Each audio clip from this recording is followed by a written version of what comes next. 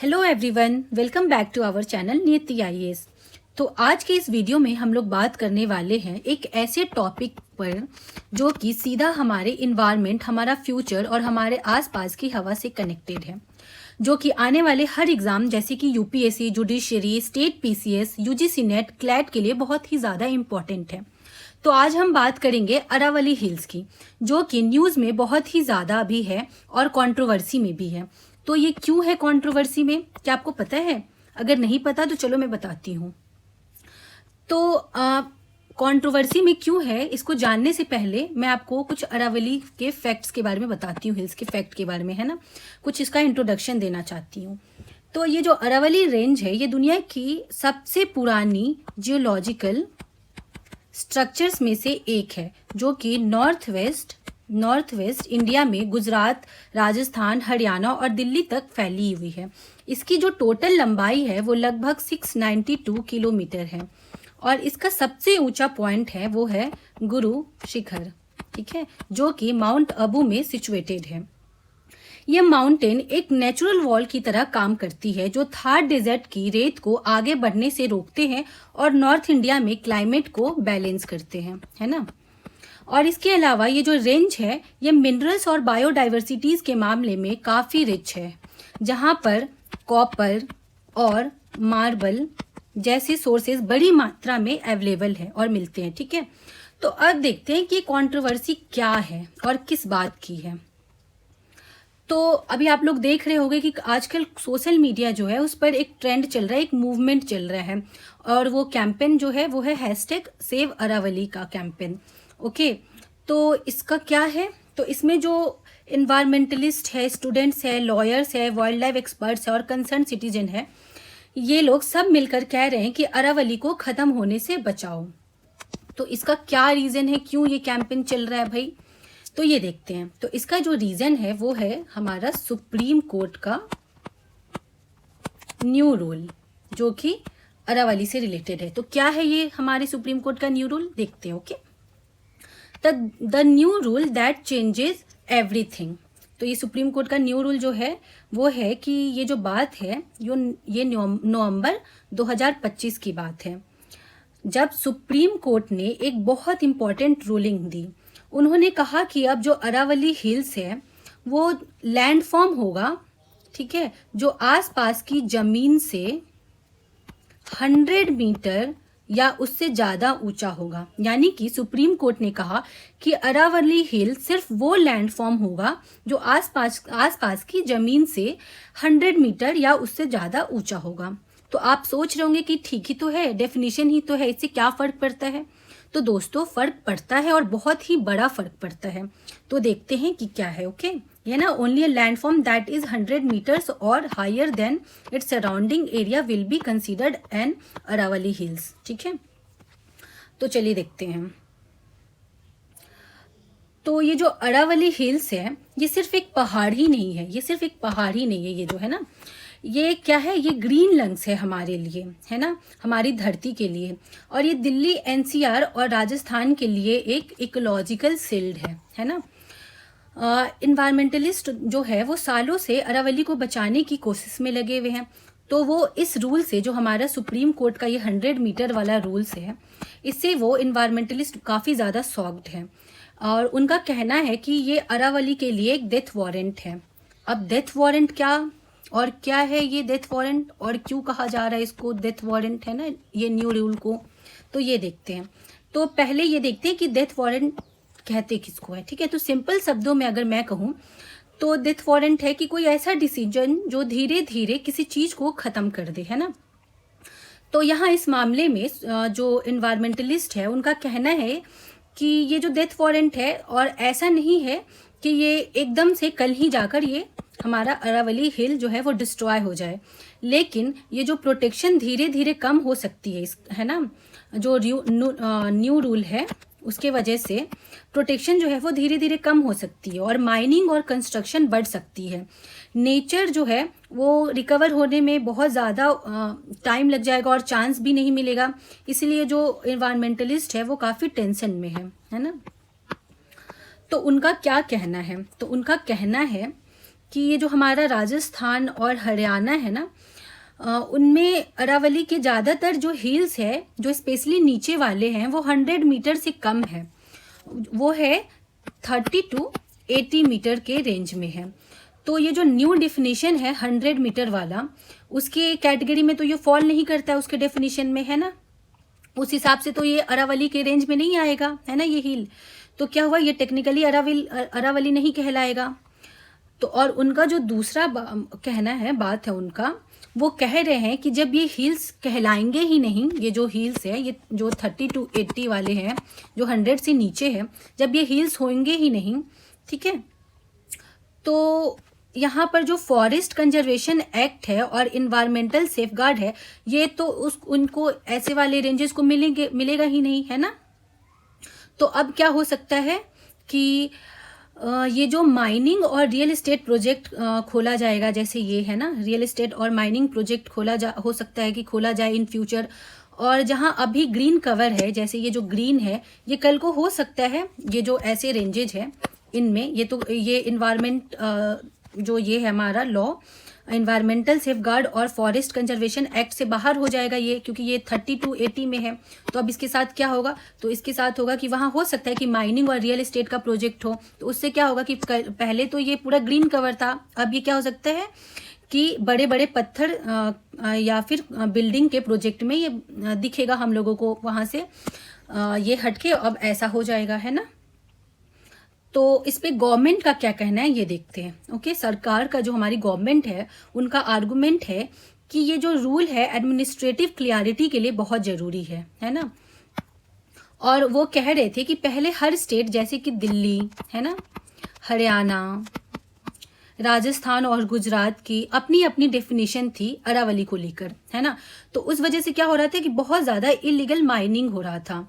तो यही illegal mining को रोकने के लिए ये जो डेफिनेशन है वो इम्पॉर्टेंट है। तो उसका कोई बाउंड्री नहीं था ना, क्लियर एक बाउंड्री नहीं था, हर स्टेट का अपना अपना अलग अलग डेफिनेशन था। तो जो गवर्नमेंट है वो क्या की, वो यूनिफॉर्म डेफिनेशन दे दी, है ना, जो कि इलीगल माइनिंग को रोक सके, ठीक है। और वो उनका कहना है कि अभी 90% of the Aravalli area remain protected, है ना। यहाँ पे इलीगल माइनिंग नहीं होगा और थोड़ा सही रहेगा। तो गवर्नमेंट अब क्या मतलब जो इस बात से, जो गवर्नमेंट की बात है कि ये यूनिफॉर्म डेफिनेशन सही है, इस बात से हमारे जो इन्वायरमेंटलिस्ट है वो सेटिस्फाइड नहीं है, वो सहमति नहीं दिखा रहे हैं, है ना। और उनका ही अपना ही अलग इशू है, तो वो कुछ डिमांड्स कर रहे हैं गवर्नमेंट से, है ना। और यही सेव जो हमारा ये कैंपेन चल रहा है, कहाँ था ये कैंपेन, सेव अरावली का कैंपेन, है ना। तो इस सेव अरावली के कैंपेन के थ्रू कुछ डिमांड्स है, तो वो क्या डिमांड है इन्वायरमेंटलिस्ट का, वो देखते हैं, ठीक है। तो उनका डिमांड ये है, पहला डिमांड है कि रिपील दी 100 मीटर रूल, है ना। तो वो कह रहे हैं कि ये जो 100 मीटर रूल का आप क्राइटेरिया लगाए हैं वो वापस लीजिए। अरावली को हाइट से नहीं बल्कि उसकी जूलॉजिकल और इकोलॉजिकल फंक्शन से डिफाइन करना चाहिए। जैसे कि ये अंडरग्राउंड रिचार्ज करता है, और जैसे ग्राउंड वाटर को ये रिचार्ज करता है, ग्राउंड वाटर को ये रिचार्ज करता है, ओके। और डेजर्ट को आगे बढ़ने से रोकता है। तो वो क्या बोल रहे हैं कि भाई इसको हाइट के अकॉर्डिंग नहीं डिफाइन करो, इसको उसके जूलॉजिकल और इकोलॉजिकल फंक्शंस के अकॉर्डिंग उसको डिफाइन करो, ठीक है। पहला तो है कि भाई ये 100 मीटर रूल को ही हटाओ। दूसरा उनका कहना है कि declare the entire range on ecological critical area. तो उनका दूसरा डिमांड ये है कि जो पूरे जो अरावली रेंज है उसको एक इकोलॉजिकल क्रिटिकल एरिया में डिक्लेयर कर दो, यानी कि यहाँ माइनिंग और बड़े कॉमर्शियल प्रोजेक्ट जो है वो पूरी तरह से बंद हो जाए, है ना, ओके। और उनका तीसरा जो डिमांड है वो बोलता है कि क्या होना चाहिए, कंप्लीट बैन होना चाहिए स्टोन माइनिंग पर, है ना। तो वो कह रहे हैं कि जो माइनिंग है वो ऑलरेडी अरावली को बहुत ज़्यादा नुकसान पहुंचा चुकी है, जिस वजह से जो राजस्थान में लगभग 30 से ज़्यादा छोटे बड़े हिल्स जो है वो गायब हो चुका है। तो माइनिंग पर पूरी तरह से बैन लगाओ, a complete ban on mining, उनका कहना है। ये थर्ड उनका डिमांड है, ठीक है। अब फोर्थ उनका क्या डिमांड है, तो उनका फोर्थ डिमांड है कि प्रोटेक्ट वाइल्ड लाइफ कॉरिडोर्स, है ना। तो वो कह रहे हैं कि ये जो स्क्रब है, स्क्रब फॉरेस्ट है जो, और छोटी पहाड़ियाँ एनिमल जैसे कि लियोपार्ड है, हाइनाज है, जैकल्स है, ये सब है, इन लोगों के लिए बहुत इंपॉर्टेंट ये कॉरिडोर है ना। तो अगर ये कॉरिडोर ही टूट जाएगी तो ये वाइल्ड लाइफ जो है वो खतरे में आ जाएंगे, ये जो वाइल्ड लाइफ है वहाँ की वो खतरे में आ जाएंगे, तो प्रोटेक्शन दो वहाँ पे। हाँ, और उनका जो पांचवा है, ठीक है, पांचवा डिमांड है, वो कहते हैं कि डेजर्टिफिकेशन सेफगार्ड के बारे में वो कहते हैं ना। उनका कहना है कि ये जो अरावली है वो सील्ड है एक, है ना, जो थार डेजर्ट को दिल्ली एनसीआर तक आने से रोकता है ना। और अगर ये प्रोटेक्शन ही गायब हो जाएगा तो दिल्ली में बहुत ज़्यादा डस्ट और स्टॉर्म और एक्सट्रीम गर्मी पड़ेगी, है ना। तो इसलिए ये जो है ये एक ग्रीन वॉल है अरावली, है ना। उनको वो बोल रहे हैं, सॉरी, कि एक ग्रीन वॉल स्ट्रेटजी बनाओ, है ना, जो पूरे रेंज को प्रोटेक्ट करे, है ना। The campaign demands a green wall strategy to reinforce this natural barrier. तो ये इनका 5 डिमांड तो आपको समझ में आया होगा कि क्या डिमांड कर रहे हैं वो। रिपील दी 100 मीटर रूल, पहला। Declare the entire range on ecological critical area, तीसरा। थर्ड कह रहे हैं कि complete ban on stone mining, fourth है प्रोटेक्ट वाइल्ड लाइफ कॉरिडोर, और फिफ्थ कह रहे हैं कि ग्रीन वॉल स्ट्रेटजी बनाओ, ठीक है। तो दोस्तों, अरावली सिर्फ पत्थरों का एक ढेर नहीं है, इसकी वैल्यू समझनी बहुत ज़रूरी है ना। तो इसका क्या वैल्यू है, तो ये जो है वाटर क्राइसिस के लिए बहुत ज़रूरी, मतलब ये जो वाटर क्राइसिस से रोकता है, ये हमारे लिए ग्राउंड वाटर रिचार्ज फनल है। अगर ये माइंस से बाहर कि ये माइंस से भर जाए, है ना, तो जैसे गुरुग्राम, जयपुर, ऐसी सिटीज में पानी की भयंकर कमी हो जाएगी, है ना। तो यहाँ बहुत इंपॉर्टेंट रोल प्ले करता है ना। दूसरा है कि ये एयर पॉल्यूशन के लिए कैसे इंपॉर्टेंट है ना अरावली, तो वो देखते हैं। तो ये हमारे लिए क्या है, ग्रीन लंग्स की तरह काम करता है अरावली, है ना। अगर ये खत्म हो जाए तो जो स्टोन क्रशर्स है और उससे निकलने वाली धूल जो है और ट्री की कमी से दिल्ली एनसीआर में पॉल्यूशन और ज़्यादा बढ़ जाएगी, है ना। तो इमेजिन करो कि the already bad AQI getting worse, जो अभी AQI इतना ख़राब है वो और ज़्यादा ख़राब हो जाएगा, है ना। तो क्या ही होगा दिल्ली का हाल। और ये कह रहा है कि ये डेजर्टिफिकेशन में भी बहुत ज़्यादा इंपॉर्टेंट रोल प्ले करता है। तो ये थार डेजर्ट को रोकने वाली दीवार है, अगर ये दीवार ही टूट गई तो डेजर्ट हमारे शहरों तक पहुंच जाएगी। तो ये इन तीनों का मतलब इन अरावली का ये इम्पोर्टेंस है ना। और ये हमारे फ्यूचर में भी बहुत इंपॉर्टेंट रोल प्ले करेगी, है ना। हमारे जो नेक्स्ट जनरेशन है उनके लिए भी इम्पॉर्टेंट है अरावली। तो ये रहा अरावली का पूरा मामला जो मैंने आपको बताया। और ये जो इन्वायरमेंटलिस्ट है ये सिर्फ उनकी ही बात नहीं है, ये हमारे फ्यूचर है उसकी बात है, हमारे नेक्स्ट जनरेशन की बात है ना, नेक्स्ट जनरेशन की बात है। और ये भी बात है कि हमारे नेक्स्ट जनरेशन को साफ पानी, साफ हवा ये भी तो मिलना चाहिए ना। और ये अरावली पर डिपेंड करता है ना। अगर अरावली सही रहे तो हमें साफ पानी, साफ हवा में भी मिलेगा। अगर अरावली ही गायब हो जाए तो फिर तो सब कुछ खत्म ही हो जाएगा ना।